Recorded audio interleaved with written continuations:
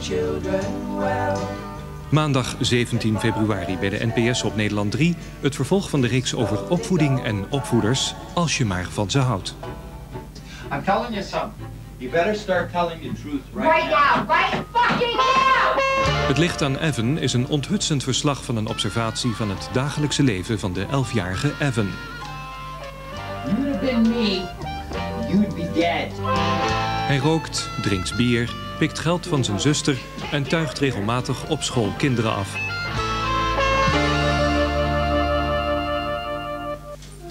We'll adjust it more or less. That's what you're going to be dealing with right here. Yeah. Be able to encompass the entire table area. Right.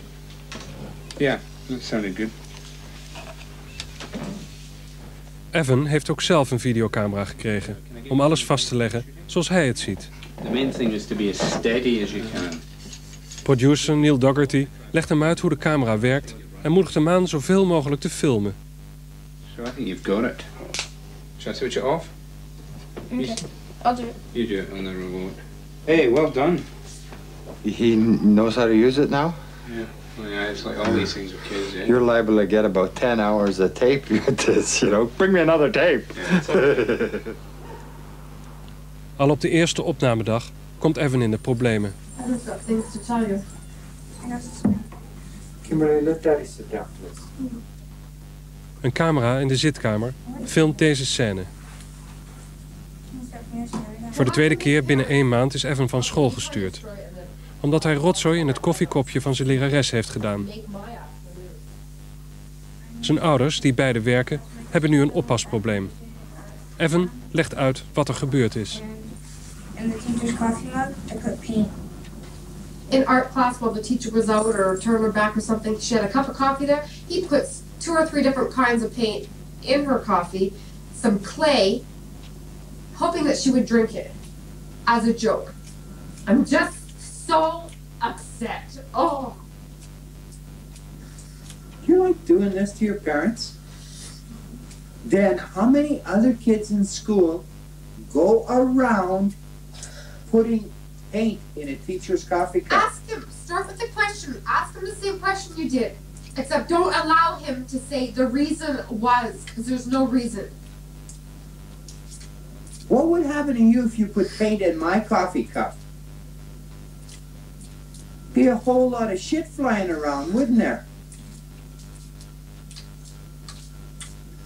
Hello? Give me a quick snapshot of Evan as you know him. Who is this fella? It's an 11-year-old. He's an 11-year-old boy that is pretty smart and can be good when he tries really hard, but most of the time chooses bad choices. And does he know why he chooses bad choices? Nope. He doesn't know why. One minute being good and the next minute I do something bad and I didn't even realize I did it. I don't even know whether they'll take it. Op 27 januari, vlak voor het slapen gaan, ontdekt Karen dat er een cheque van Mike in de was is gekomen. Hij zat in iemands broekzak. Maar van wie? Your pants and I just found like new fluff from being new jeans. Ze controleert de broek van Mike. In his pocket. Little white pieces. En die van Evan. Door papierrestjes komen ze erachter dat Evan de schuldige is. He's the only one that's got evidence. Evan, come down here, please. Told you. Did I not say? Somebody's taking it and like trying to drive me fucking crazy. What was that doing in your pocket?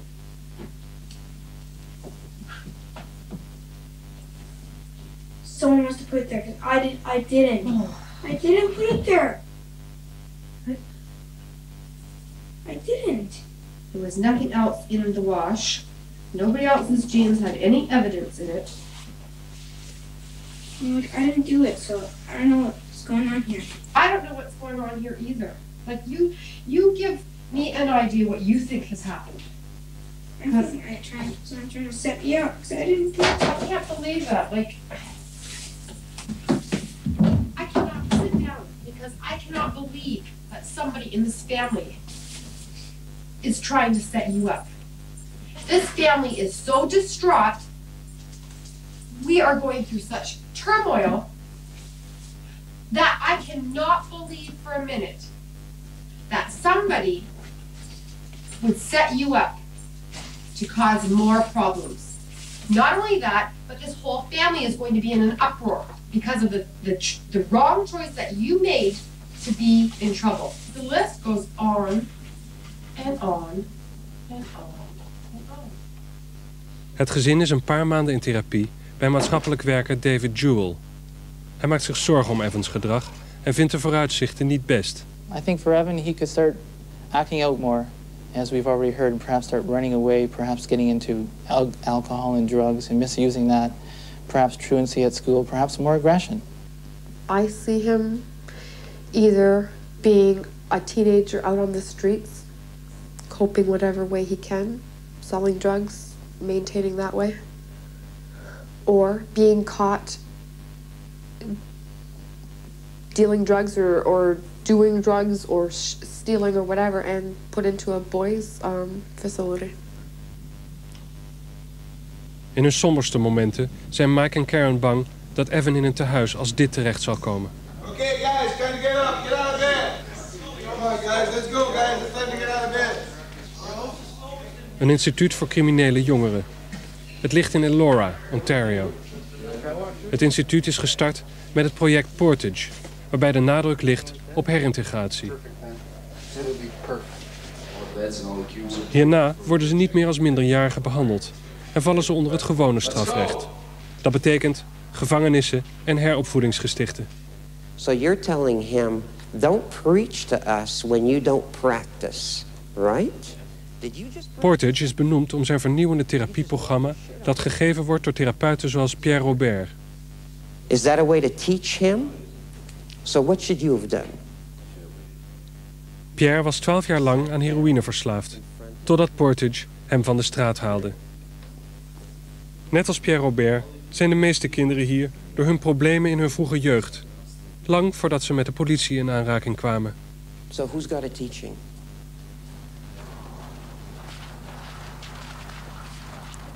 We hebben een groep Portage-bewoners gevolgd tijdens een 4 weken durende therapie, waarbij onvermijdelijk nare herinneringen bovenkomen aan psychische en lichamelijke mishandeling.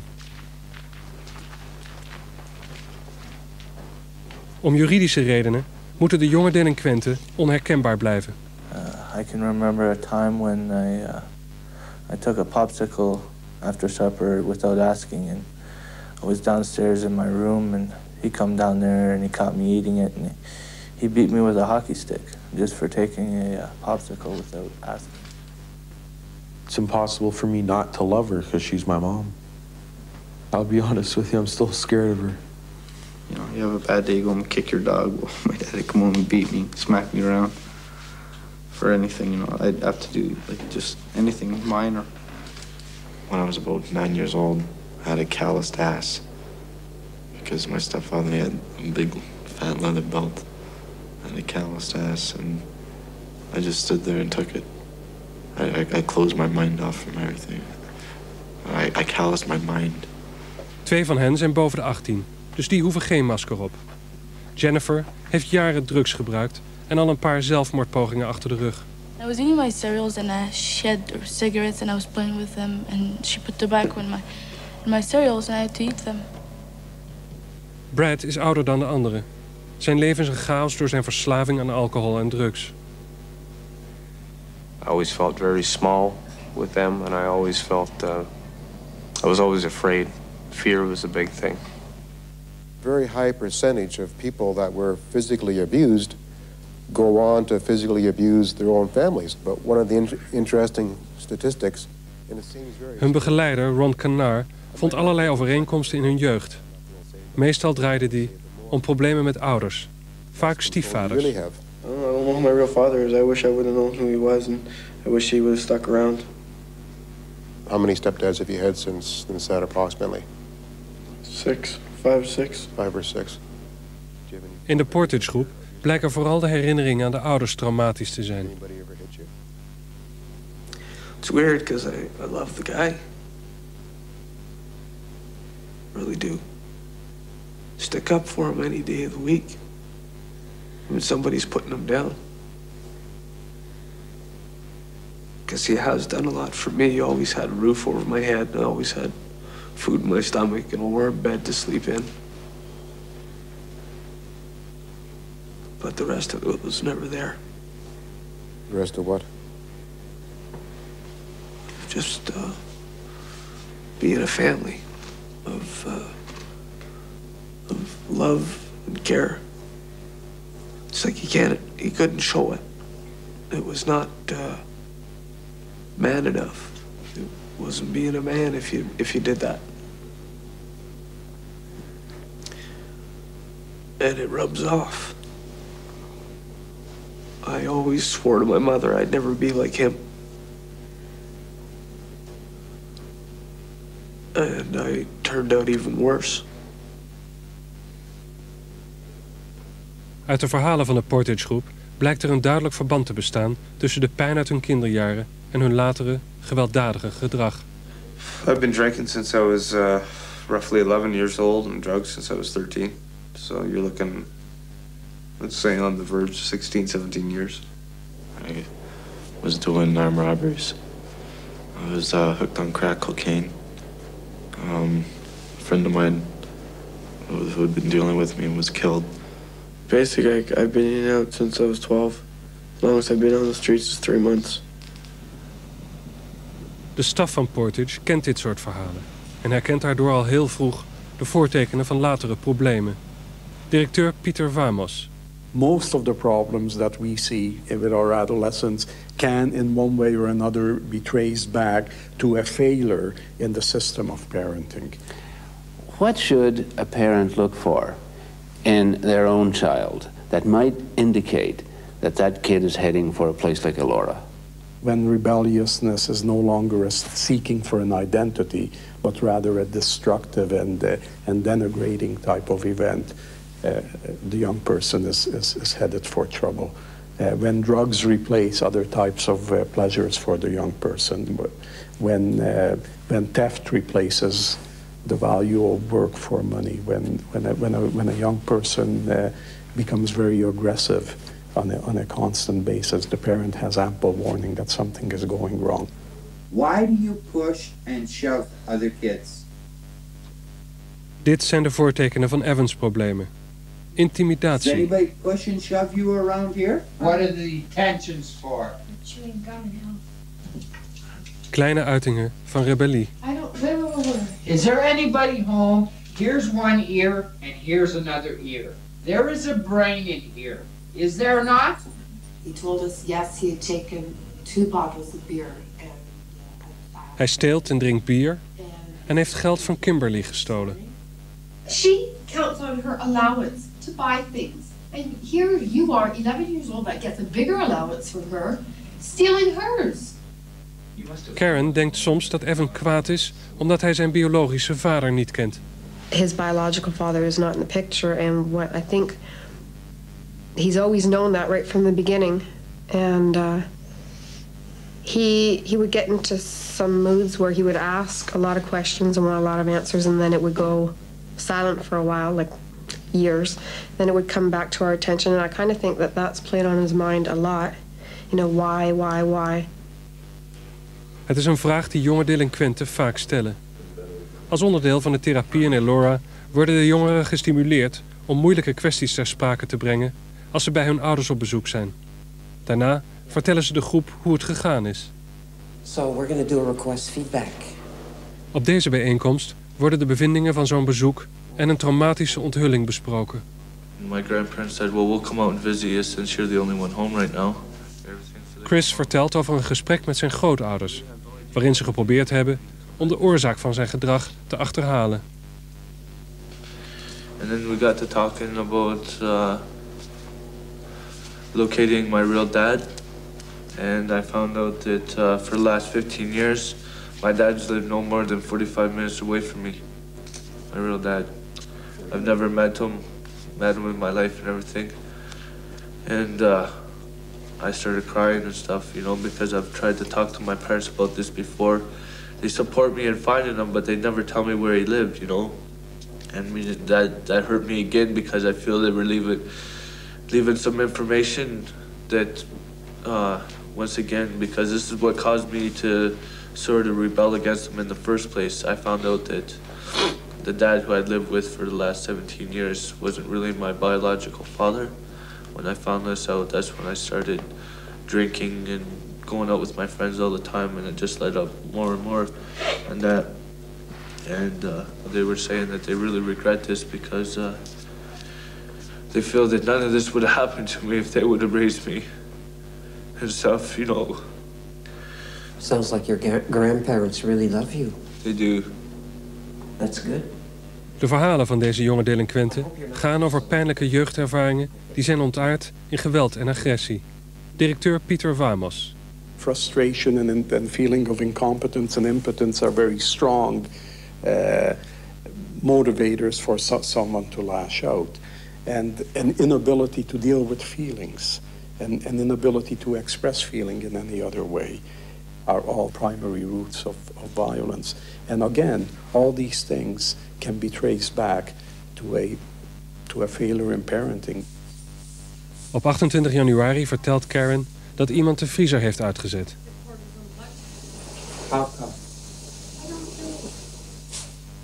Evan wordt meteen verdacht. Evan admitted that he might have unplugged it. Get the fuck out away from me. Oh, fuck you, Michael.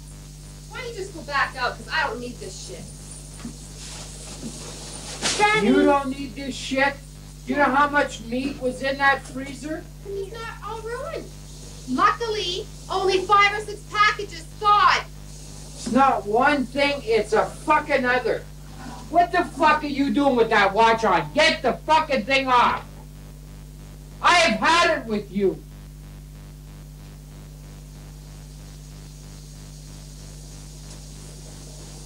Play your games with somebody else. What game are you talking about now? I want you to call up Silvio and his brother and see if he unplugged it. Nobody unplugged it. It was plugged when we left. Danny! Well, then I didn't do it. Talking about all kinds Danny! Here after him. Danny! Plugged then? I might have pulled it when I was moving stuff. Mike heeft zojuist geprobeerd om de cheque die was meegewassen te innen. Dat is niet gelukt. And that fucking check's no good. Like, I'm just fucking sick and tired of your games, Evan.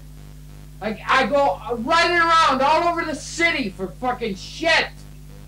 Because of fucking games that you play. Fucking tired of it. Like, I'm mad at myself right now for losing it. But like, God, you go to the bank and like I've been from one end of the city to the other. Oh yeah, fine, sir. No problem. We'll accept that check. Let me see the check. Like, I'm just fed up. And this one, like he just... Oh, I'd like to lock you up in a cage and let everybody look at you like you're an animal. Who are you anyways? I don't even know you. Get away from me. My name's Mike, though. Get away from me, man. In Portage worden jeugdtrauma's bagage uit het verleden genoemd. Hier wordt dat gesymboliseerd door 2 stoelen. What's wrong with you, man? I'm just trying to be friendly.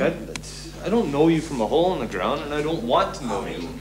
Brad en Mike beelden hier uit dat bagage je emotionele groei belemmert. How could have this been more developed? Okay, he says this is my baggage, and as soon as he's done saying that, we go to the shadow screen, and it depicts something that happened in his past life, like maybe a scene with his father, or something else that happened in his childhood that wasn't it was a bad memory. Dit is Brad's traumatische herinnering. Het lijkt als 2 druppels water op het verhaal van Evan. Getting sick and fucking tired with your attitude. If you want to live underneath my roof and you want to have clothes in your back, you'll go by my goddamn rules. So, like, when are you going to stop and learn to follow our rules, Evan? I've had it up to here with you. I'm telling you, I'm fed up with this shit. I'm fed up with this bullshit. You play your games, but don't expect us to give you sweet fuck all. This is my house. I pay for everything in this place, and I pay for your fucking clothes. And if you think I'm talking to the wall, I'm talking to you, beefhead. Larders? Go pack your goddamn bags and get out of my face. I'd never want to see you around here again. Your insubordination is gonna get a hook upside the fucking head. Don't like it, the fucking door's there. Broken bones heal. Bruises go away. You might have scars, some stitches, but it's not that bad. It's the stuff inside that hurts the most. The mental and verbal abuse that you get for myself is 3 times harder to accept and to deal with than the physical ever was. I'll tell you, Evan, you'd have been me, you'd be dead. Because my father would have killed you. What does it mean to a kid when some adult shouts, "I hate you, I want to kill you"? I mean, does the kid sort of accommodate that in the spirit of the moment and say, well, that's just heat? Or does it stick? We think that kids forget. The next morning they're up and they're smiling. They don't forget. And they might remember it when they go to bed. Excuse me, to bed. They might remember it when they're talking to a little buddy. But they remember, and it hurts. It really hurts.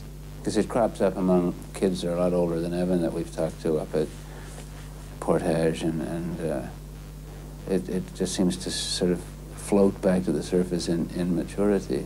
I think it really saps their confidence, you know?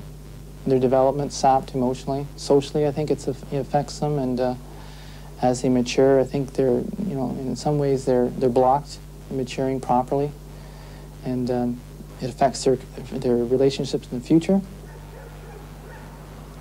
In elk gezin kan de toekomst van een kind in gevaar worden gebracht door het verleden van de ouders. In Evans' familie gaat onder een schijn van harmonie een moeizaam verleden schuil. Oude bagage die opduikt tijdens een verhuizing begin februari. De discussie gaat over borden. If anybody's, we're getting rid of your crappy stuff. What are you talking about, crappy? Those brown dishes, the whole fucking set is there. I bought those at IGA, piece by piece. Mike en Karen trouwen in 1988, maar hun huwelijk loopt op een scheiding uit, waarvan de wonden nog altijd niet geheeld zijn. And let me finish my sentence right off the bat. We wouldn't even be standing here having a fucking fight. Those are wedding reception at our house. No kidding, because we're not married. We're not going to be married. Karen heeft veel deprimerende herinneringen. De scheiding van haar ouders, de vervreemding van haar moeder, een mislukte poging om bij haar vader te wonen en uiteindelijk een stormachtige relatie met Mike. We dated for 7 years before we got married. And then we got married and everything fell apart. And for the last 4 years, you know, everything's been pure hell. And now that we're divorced, we're getting along great. So even as the children were very young, Michael drank a lot. Michael did a lot of things, you know, and I'm sure I did too, that just, I don't know, didn't make for a happy family setting. Physical abuse entered our lives. A lot of verbal abuse entered our lives.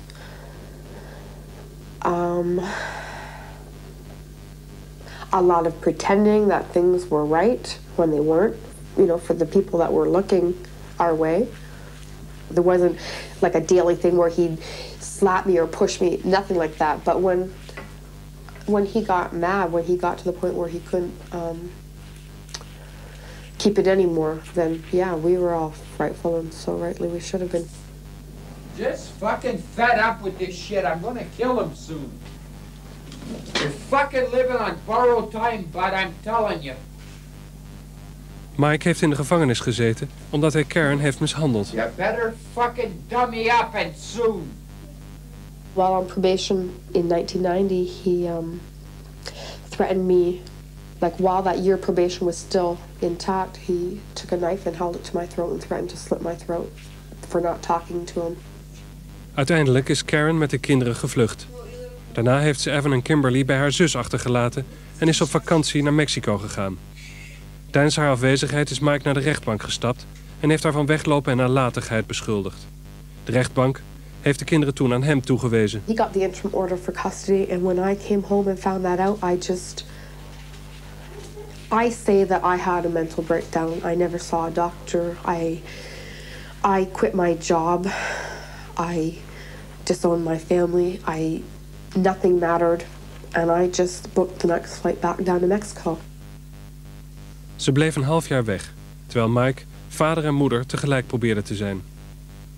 Uiteindelijk kwam Karen terug en probeerde ze de band met haar kinderen te herstellen.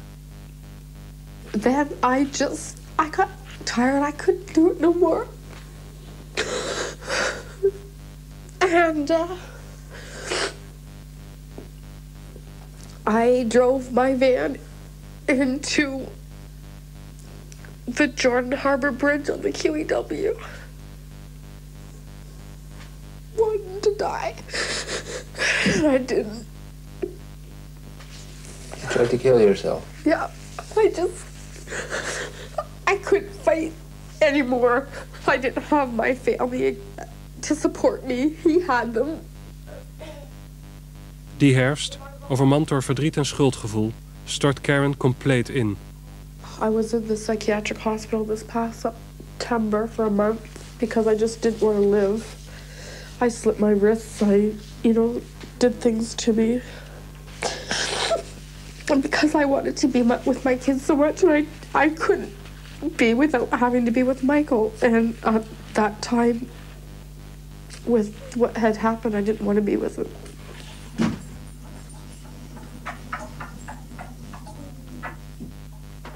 Uiteindelijk besluit ze dat samenleven met Mike de enige oplossing is.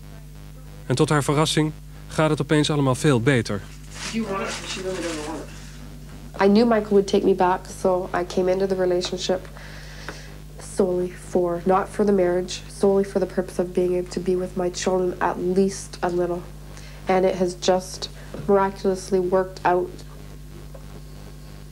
to the point where it's as good as it was and even better than it was prior to our marriage. Maar haar geluk kent een schaduwzijde. Want zodra haar relatie met Mike verbetert, verslechtert die met Evan. En Mike maakt van elke gelegenheid gebruik om Evan eraan te herinneren dat hij de voogdij heeft over beide kinderen. Well, he already decided that you live with me. How do you like them fucking apples for fucking sour grapes? You can play fucking games, Evan. They don't win. Haven't you noticed that Mommy and Daddy are trying to get along and be very nice and be very friendly? And if you're trying to break us up so that you can live with Mommy, you're a loser. Me and Mommy happen to love each other.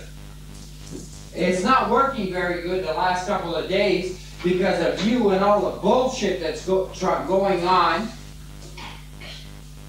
I wish you wouldn't talk to him when you're like this, Mike, because you're talking out of context. You're pissed? I'm not pissed. I'm mad. You're pissed off. I'm pissed off at the bullshit that goes on behind my back. Omdat Mike denkt dat Evan geld steelt, maakt hij een slot op de slaapkamerdeur. Dat gaat niet zonder problemen. En Evan geeft hij er schuld van. See, you know something? You didn't do a goddamn thing, but I am just furious with you. I am just absolutely disgusted with you. Because I can't get that lock to work. I have to do a major alteration to lock that door. And there's no reason for me to do that if you weren't a fucking thief. Did he help you with the dishes today? Yes, he did. Well, why aren't these two dishes? He did the table and loaded the dishwasher with all the things. I'm doing those. And I've been playing with Kimberly instead of doing the pots and pans. Hi kids, I'm home. Hi, Daddy. How are you, Daddy? You up to Dad? Nothing. What's the mess over here? What are you guys doing? You didn't clean yourself. It's okay if they help me for supper. I don't care if they help you for supper. Look at the mess in the house. Did you drink again tonight? Didn't you? No, I didn't drink tonight. Daddy, what are you doing? Oh, Daddy. Hey, nothing. We talked about this over and over again. Dad, what are you doing, man? These kids, I'm getting sick and tired of these kids. They never do what they're supposed to do. Well, maybe if you stop drinking, you'd be there for them more often. Hey, it's no business. Now, you guys, the parents are quiet. Joel, tell us your feelings about your parents always fighting. I hate it. I wish my dad would drink no more. I love him so much, but he's so bad when he drinks. Father, do you think he can change? No, I don't think I can change. How do you feel, wife? Do you feel hurt? Yeah. What does it remind you of? Who does it remind me of? What does all this remind you of? Of my fucking family, that's it. Are you crying right now, Jennifer? No, I'm not. Liar. You're shaking right now. Why? Because it just brings back bad memories.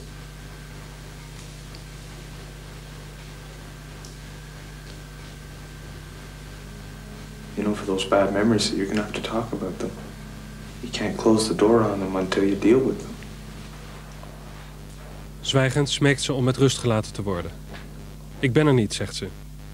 Jennifer doet haar best om haar herinneringen te onderdrukken. Net als de woede die daardoor bovenkomt.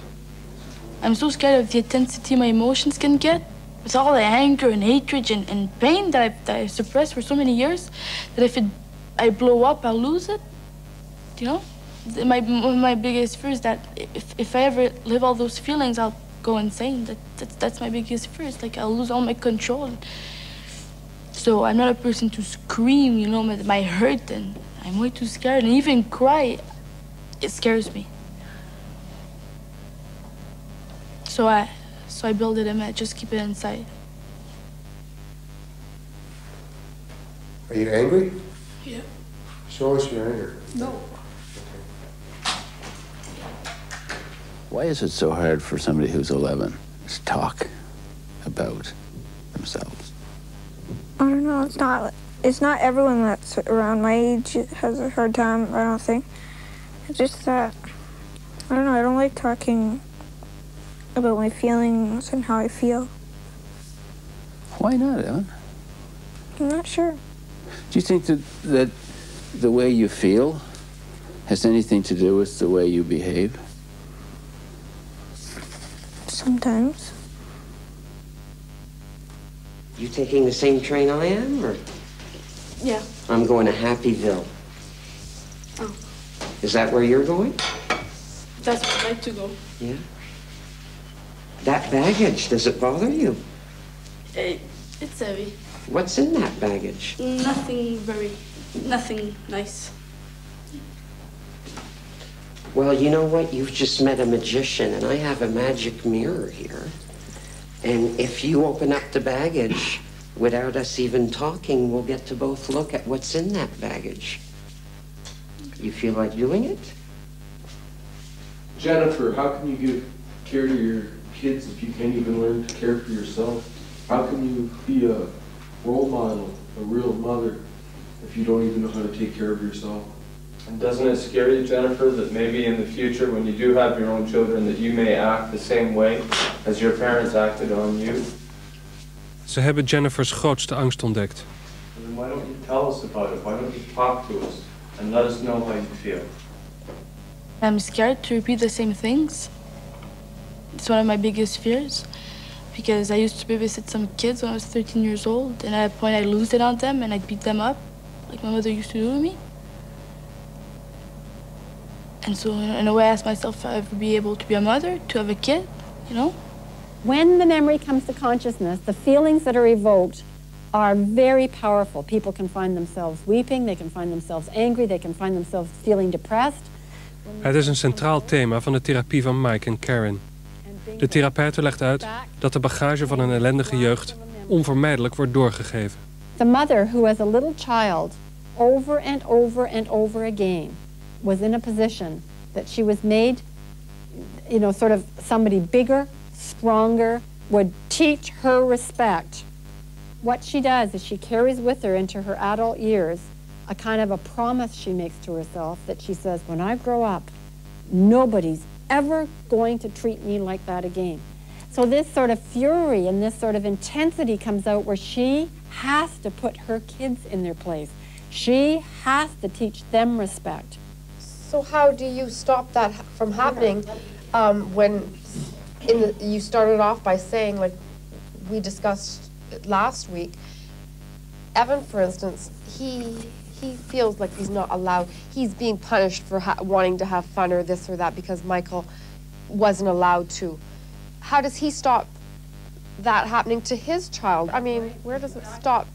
That's exactly right. It does get passed on and on and on. Mike zal de pijnlijke herinnering aan zijn overleden vader onder ogen moeten zien om zijn agressieve relatie met Evan te kunnen begrijpen. My dad and I weren't close, but I was his pet. Like, I resented the fact that I had to work all the time.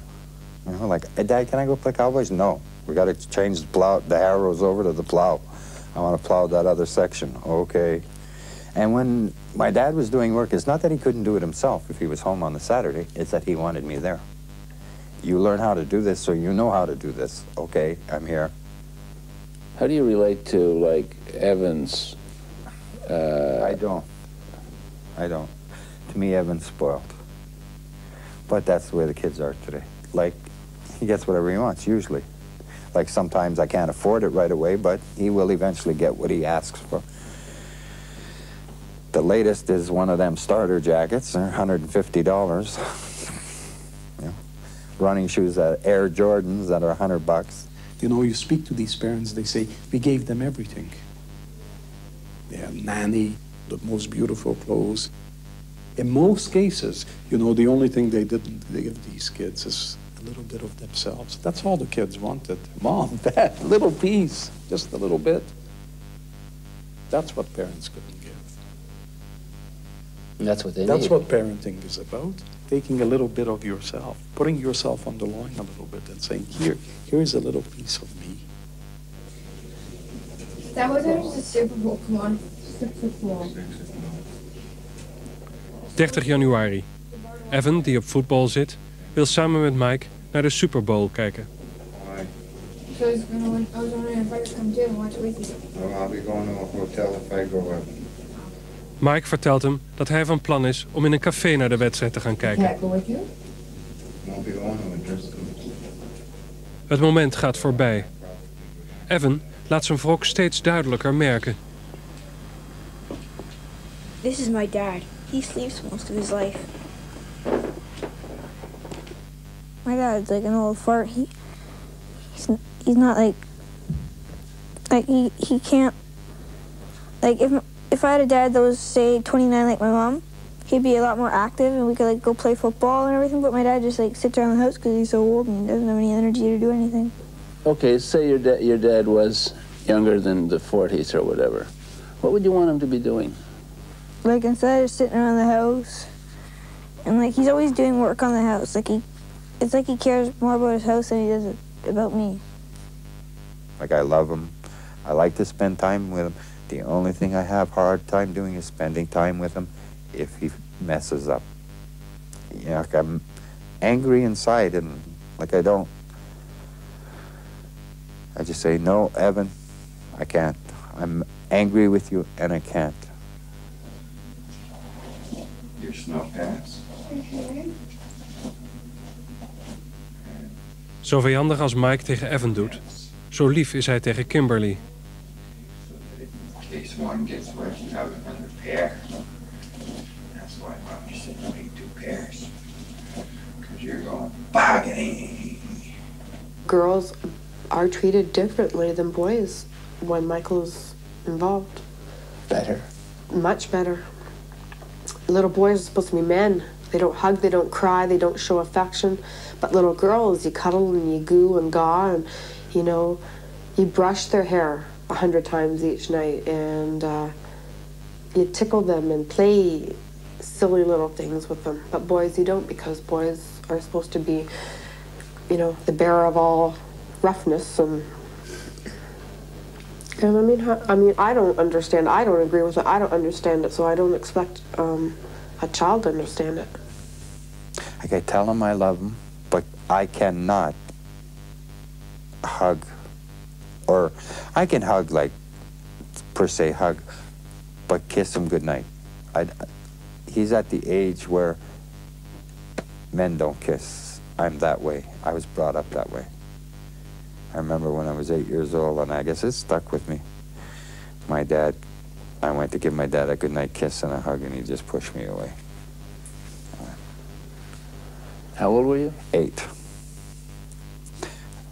He said to me, he said, "You're a man." He says, "You can drive a tractor." He says, "You can do anything any 15-year-old boy can do," he says, "on the farm." He says, "You don't need to be hugging and kissing men. Give me your hand. Shake like a man. Good night, son." It bothered me for a while after he died that, you know, the closeness, the loving wasn't there. You know, like the hugging and, you know, like, you're a man now. You don't need to be hugging and kissing your dad. How well loved have you been in your life, Mike? Hard to say. I know my dad loved me. How do you know that? To show it. How do you know that? To physically show it, he wasn't that kind of man. So how do you know it? I don't know. Because my aunt told me when he was dying in the hospital, he crawled to the chapel and laid on the altar and said, "I need 6 more years so the boy will know where to go. Please, 6 more years. That's all I ask. I love that boy, and he's got to look after the family."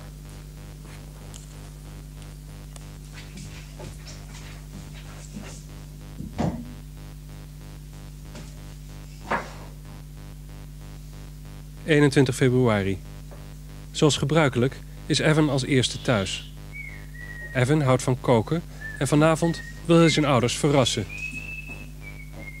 Heel precies vouwt hij de servetten. Karen en Mike, als altijd op het ergste voorbereid, zijn overdonderd.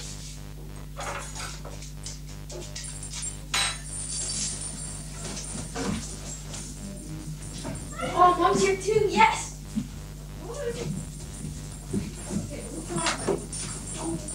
It's almost supper time. Look at this. Wait, Mom. Mom, you don't go any further.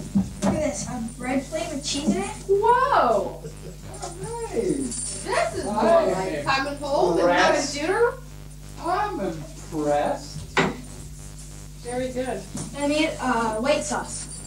Wow. It has milk and flour you mix together, and I put some bit of garlic. And the chicken's in there. And the corn's in the microwave. How much of Evan's problem do you think originates in the problems that you and Karen had? And you had your share. We had lots. Probably a great deal. It was great before we got married. But the minute we said "I do," everything went bluey. Plus the fact that his real father has never seen him. Plus the fact that Karen left and went to Mexico and left him and Kimberly here with me and quit fighting for custody and whatnot. Poor boy must have felt like nobody really, really loves me. When I look back on everything, it's no wonder we're struggling with Evan, because, I mean, first of all, he was left, in his eyes, he was left by his father. His father didn't want him, then Mummy leaves, and then I'm stuck with this man that's not my father, that, you know, maybe caused my mummy to leave, or he's really aggressive with me. He's nice to Kimberly. He really doesn't pay much attention to me, but he's all I've got, and now my mummy's back, and she drove the van into the bridge because Michael told the kids. If I was in Evan's shoes and watched everything that progressed from that day to today, I might be the same way he is. 22 februari. De dag nadat Evan heeft gekookt. One thing I forgot to tell The dispatch was when I got home and he wasn't here. I checked. Evan is na school niet thuisgekomen. I asked if there was a little boy. Karen heeft de politie gebeld omdat ze bang is dat hij is weggelopen. We have to lock our rooms here. Is it quite possible he's afraid to come home today? I thought that's what I thought because of all the trouble, like we're not gonna get. Ze komen erachter dat Evan weer sigaretten van Mike heeft gestolen. En dat hij betrapt is terwijl hij zat te roken. So, how do we handle the situation? How the fuck do I know how we handle it? You know, my first impression, tell him, like, hey, buddy, there's the fucking door. Policeman just brought you home. Do you need some more clothes? Terwijl ze wachten tot de politie Evan weer thuis brengt, bedenkt Mike hoe hij de situatie gaat aanpakken. That's not the right way to handle it. It's not showing love, it's not a positive. Hij besluit om de therapie in praktijk te brengen.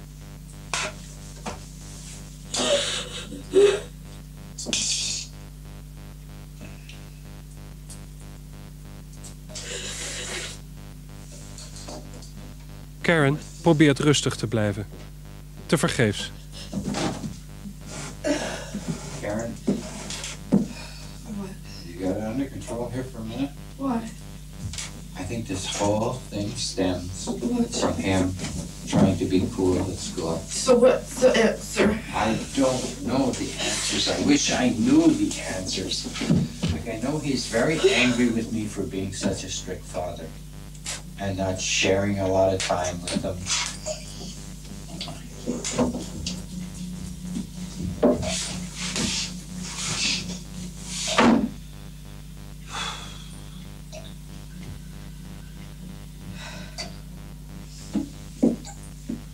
I would like you to take your boots off, take your coat off, go upstairs just for now until we finish talking with this officer, and then we will speak to you, all right? So tell me about running away and why you did it. Well, in the morning, I stole a pack of cigarettes out of my dad's carton, and I took it to school. I got caught with it, so I was afraid if I came home, like, my parents found out about it because the principal called, and I was afraid if I went home, I'd get in, like, big trouble, so I just didn't go home. What happens when you get in big trouble like that? We get guided to my bed, or I lose my allowance, or things like that. Like, sometimes my dad, like, yells at me a lot and then puts me on my bed. Sometimes when we're going out for supper, I have to come home and have peanut butter and jam sandwich or something. Well, I guess it's time to talk to Buckshot. Evan! Oh, I do. You could have went up there, Mike. Like. Okay.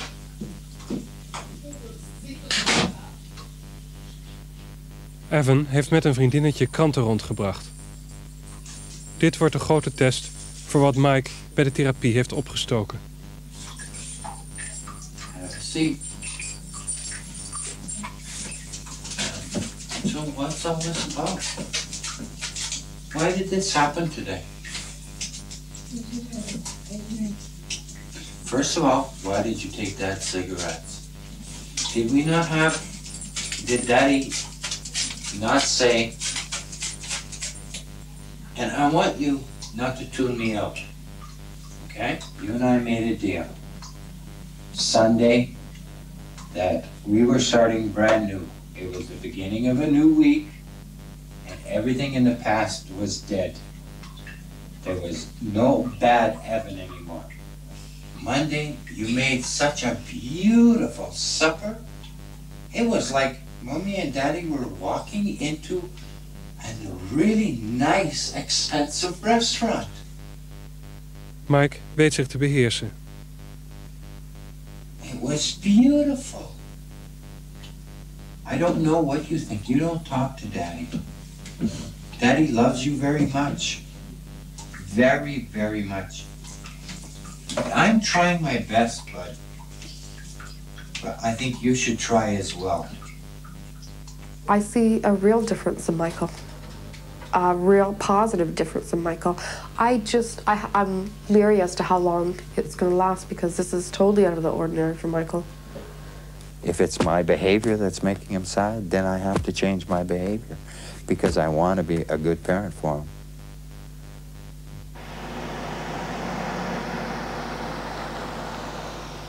Eind februari krijgt de Portage groep bezoek. Van ouders die uit eigen ervaring kunnen vertellen hoe het is om een onhandelbaar kind te hebben. Ouders die willen weten hoe het met hun kind kan aflopen. En vooral hoe ze dat kunnen voorkomen.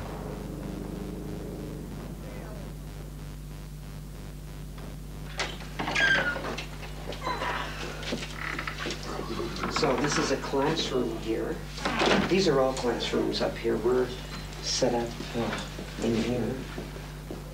We hebben Mike en Karen over Portage verteld. Ze willen wel een paar van die jongeren ontmoeten. Ze weten dat het volgend jaar, als Evan 12 is, menens wordt. En hij veroordeeld kan worden. And my objective in coming here is to stop him from coming here. To get maybe your point of views on how you viewed your parents, because he won't talk to us. Are you okay with that? Yeah. I just had a question. What kind of ways are you dealing with his behavior? In the past, he has been spanked. There was a lot of verbal abuse in the past.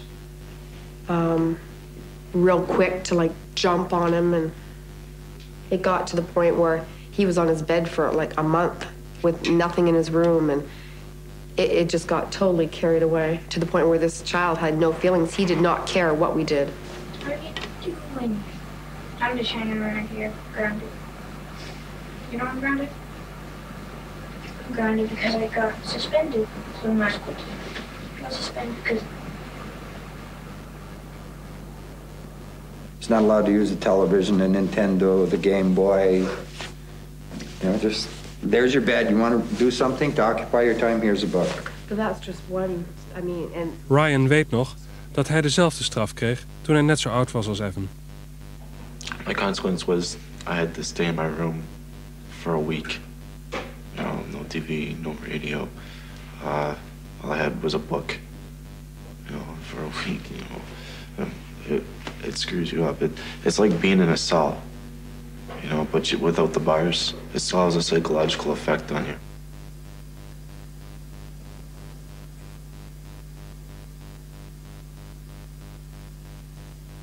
I felt, I don't know, I felt caged. Felt really rejected and alone. I felt to rebel. You know, I felt nobody cared for me. It didn't matter who I lived or died, but I had to rebel.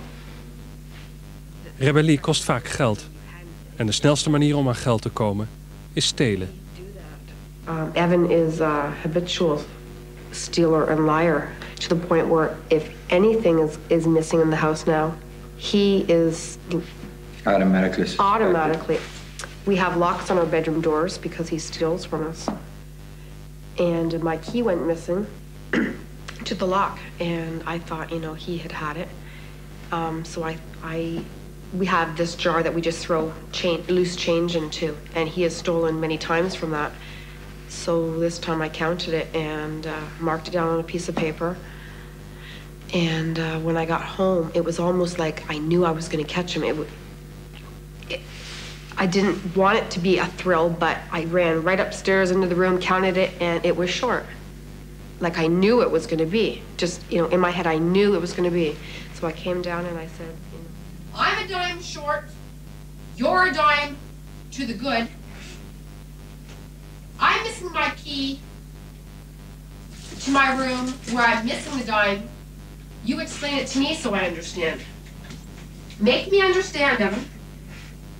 it's so easy lately to be negative with them.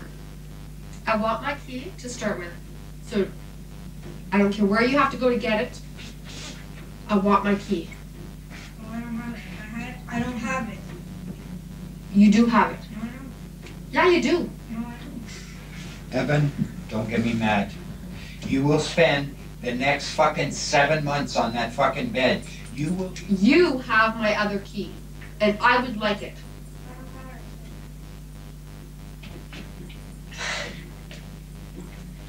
You have a choice. Just you know you have the me key. now, Evan, because because I already told Daddy I feel like I'm gonna fucking close my fist and I'm gonna drift you.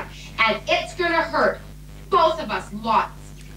In so many areas, he's falling down, and it's so easy to be to be on him. Can I take over the football here? No, Yeah. I'm not ready for you. Oh, I'm gonna fucking kill him.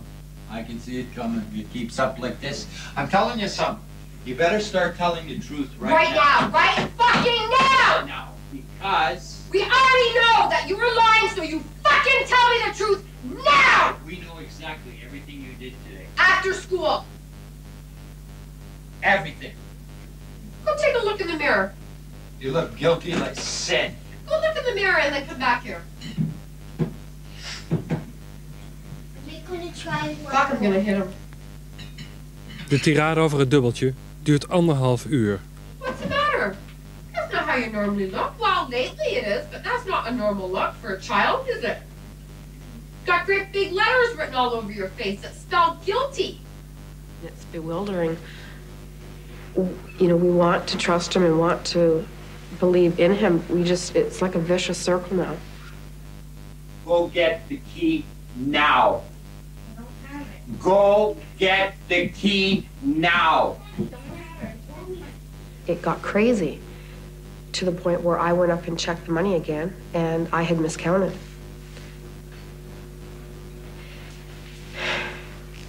Here I sat and accused him because of the practice. Like, he lies all the time. That I was wrong. So I called him down and Here's on this chair.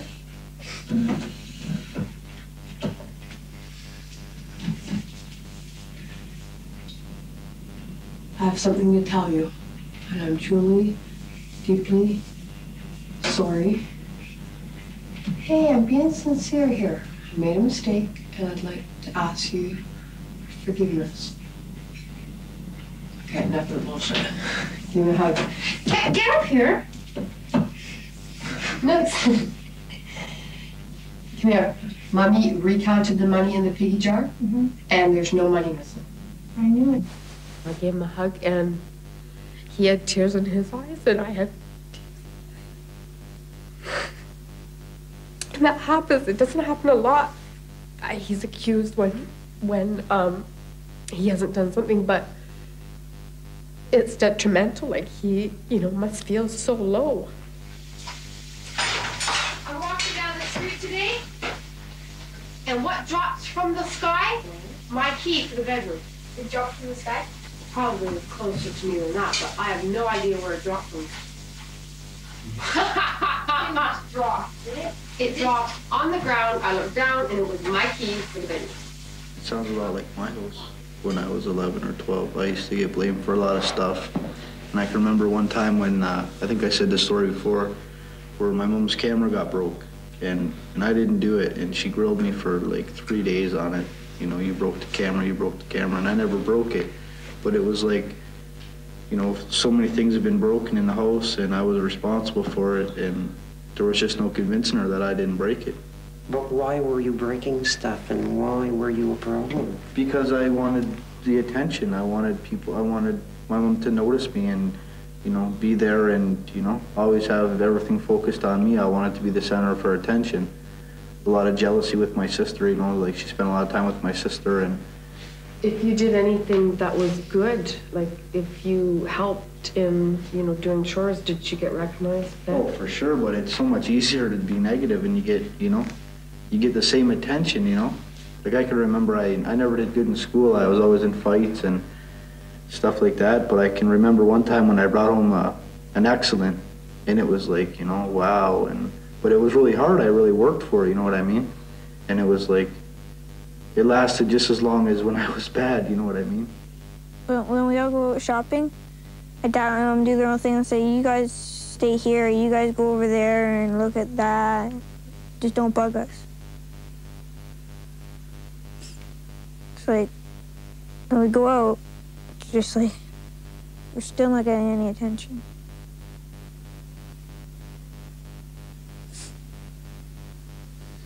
What kind of attention do you want? positive attention. What does that mean?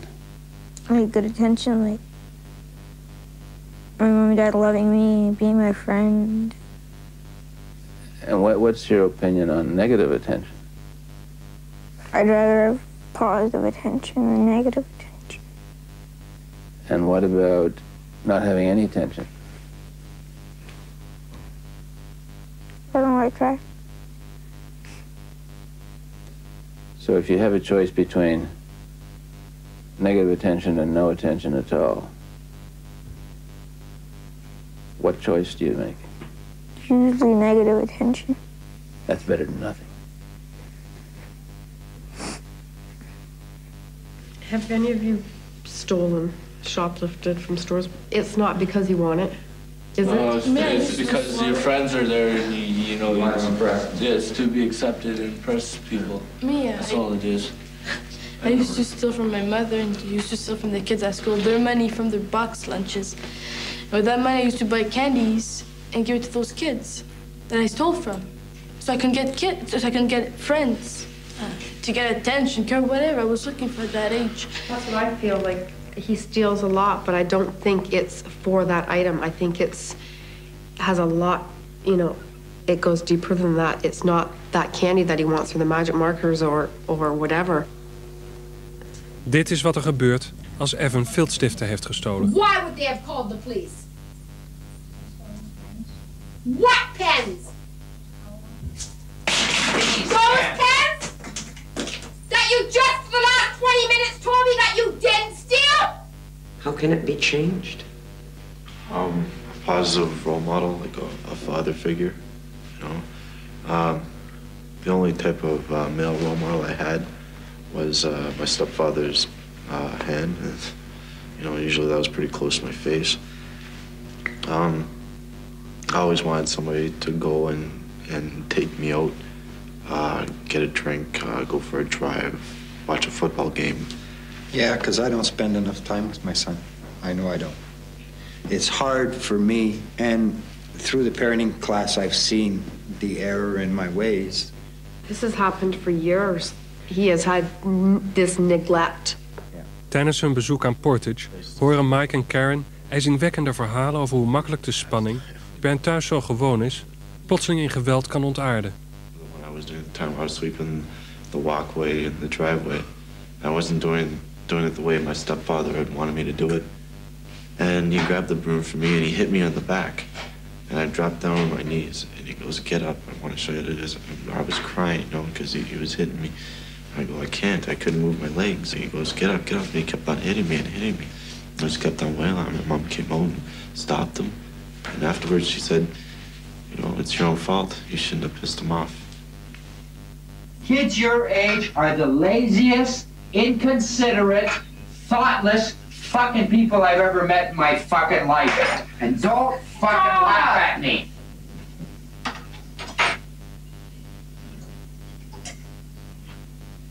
Do you want another one? Stop it! You help it. Yes, you can! It wasn't a laugh, that was uncontainable! I really don't want to see him hit you again! Did you have thoughts of killing this person that was abusing you so much? Every night I used to lay in bed and I used to think about going downstairs and getting one of 2 knives out of the kitchen knife rack because I sharpened every one of them before I went to bed every night. I used to lie in bed and then think about getting one of the knives and going back upstairs and going in his room, slitting his throat or putting it in his heart. The reason I ask you that is because we have a set of very, very sharp butcher knives, like cutting knives. And within this last month, it came out that he laid in bed one night thinking about getting this knife and killing his father. And He said that to you? he said that to our social worker, Dave Jewell. You know, I sat there thinking, wow, you know,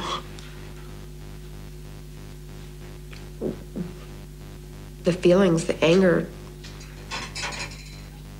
Het is niet de laatste keer dat Karen iets van Evans' woede merkt. When Daddy smacks you like that, what do you feel? Did it hurt?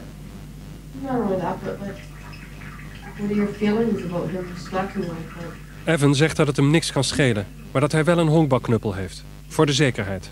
Do you ever think that it'll get more than that and he'll toss you or something? If he does, I have a baseball bat upstairs. Where from? Oh, I have one.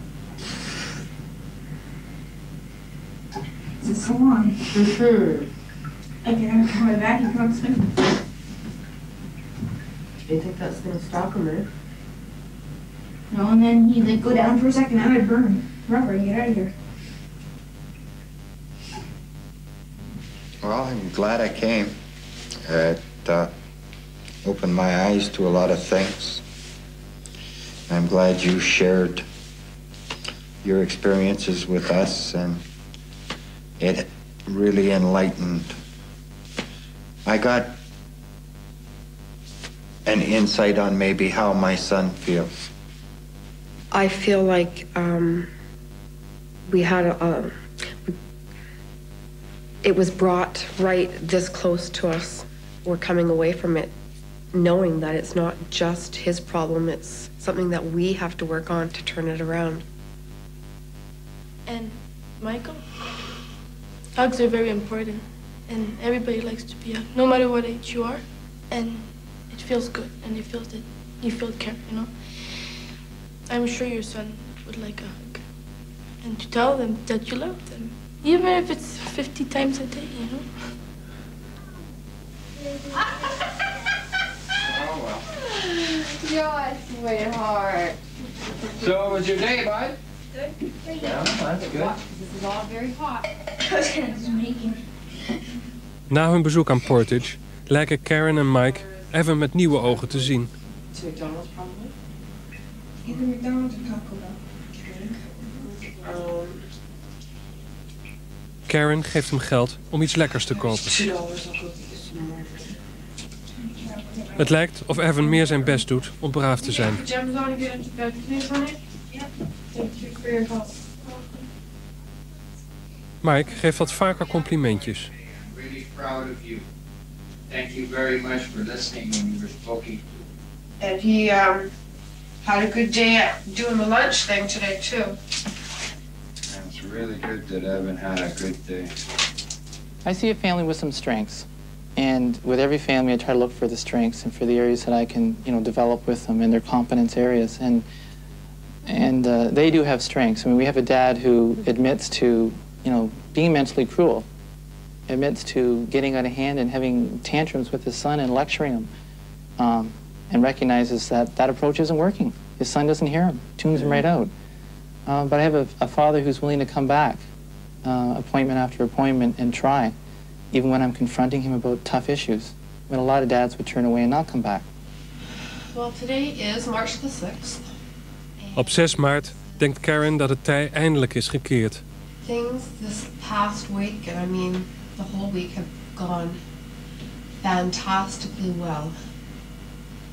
Als Karen voor het eerst sinds tijden laat blijken dat ze er weer in gelooft, gaat de camera stuk. He's joking around with the family more, acting more like a child. I hope it continues. I pray that it continues. Kids, listen. Dit is Brad's derde poging om van zijn verslaving aan drugs en alcohol af te komen. Ook deze keer lukt het hem niet. If you want to fucking leave this class, then why don't you just leave school?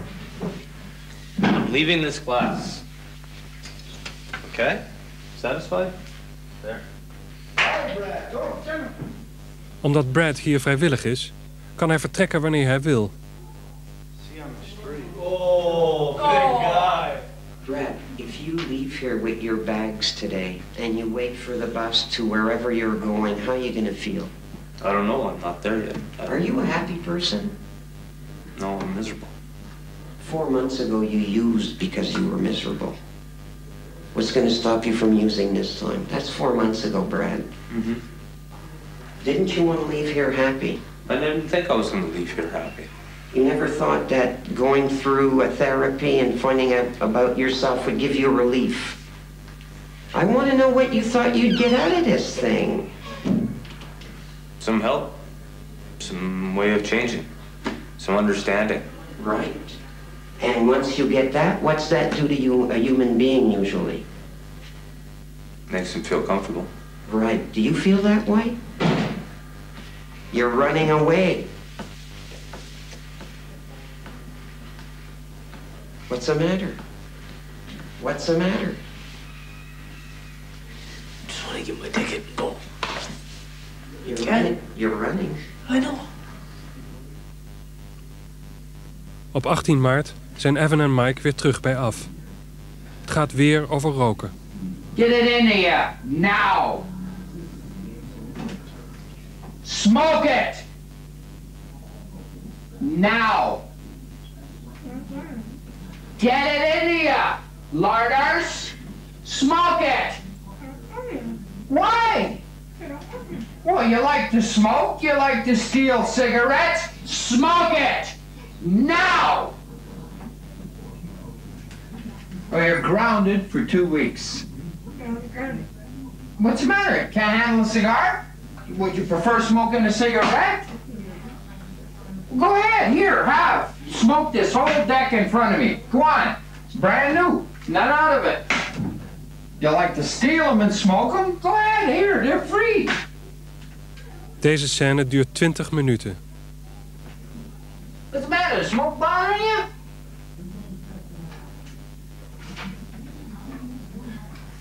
Come on, you're missing all the fun.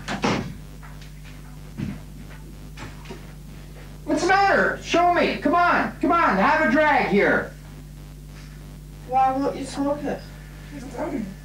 Well, why don't give him a cigarette? Why won't you smoke Well, sure, here, have a cigarette. Here, have the whole fucking pack. Let's see you toke up here. I'll give you permission to smoke in my house. How's that? Why won't you? Here, stick that in your puss. I'll even give you a light. Come on, here. Mr. Gould, come on. Looking at the tapes, you see a couple that have a lot of problems between them, but instead of taking them out on each other, they take it out on the next best thing. Evan. Well, I think the two of them are so overwhelmed personally. They have a hard time taking care of themselves, let alone each other, let alone Evan and Kimberly.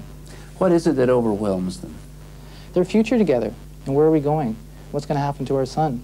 How about Kimberly? Quiet, no problems with her. What's happening with her, you know? So there's so much going on in their lives. And is counseling worth it? Are we going to get anything from counseling? I'm telling you. 21 maart. De therapie is afgelopen. Het geduld van Mike is op. I am at the point they can shove that fucking child psychology up their arse. What are the perils awaiting a family like this one with problems like these that are untreated? Well, for Evan, you know, he's at risk in terms of confrontations with his dad. He's standing up to his dad more, and he's taunting his dad more. So I'm concerned for him and his welfare, and with his dad, and perhaps some physical abuse, and just the long-standing, perhaps emotional scars. Am I hearing you say that Evan might have to leave this family? It is conceivable that maybe in Evan's best interest to leave the home for a while, whether it be a treatment center or some other foster home, group home setting. I don't really want to be a grown-up, but I want to, when I get to the age 16 or 17, I want to stay that age. What's so good about being 16, 17? I can move out, get a job, get my own place, and like go to the mall whenever anyone like tell me I'd stay young.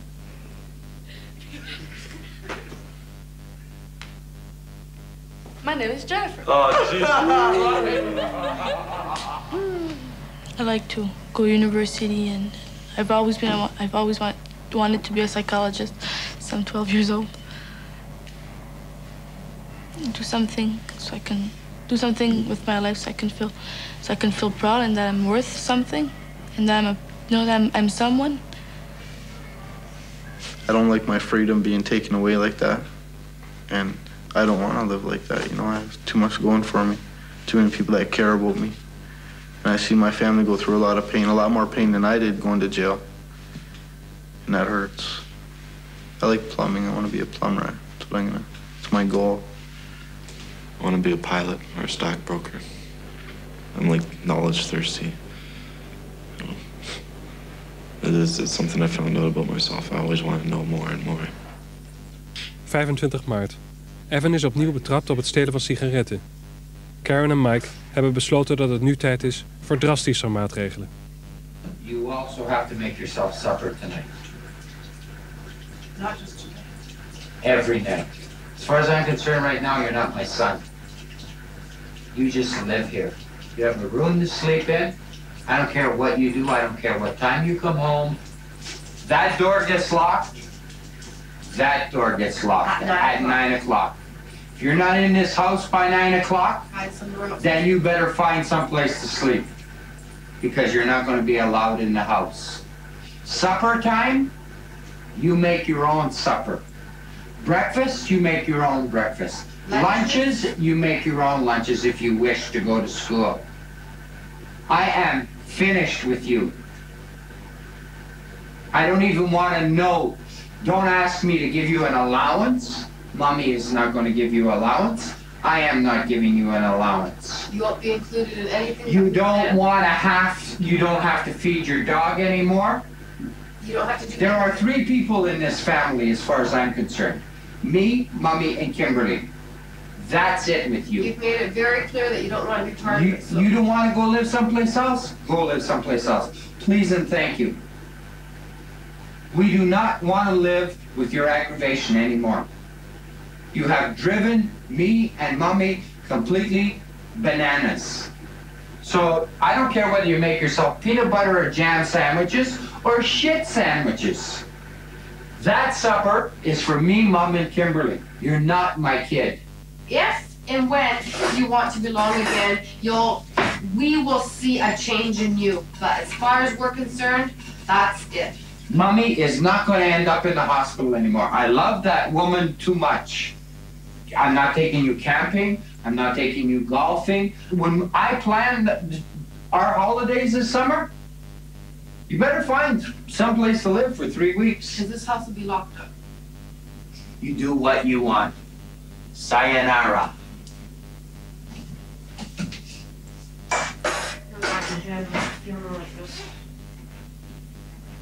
I guess we can put a chair behind now, eh? I guess.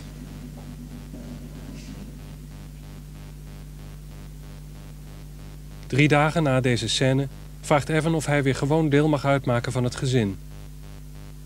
Even lijkt het weer beter te gaan. Maar al snel verslechtert de situatie opnieuw. Nadat de film in Canada is vertoond, worden Evan en zijn zusje Kimberly uit huis geplaatst.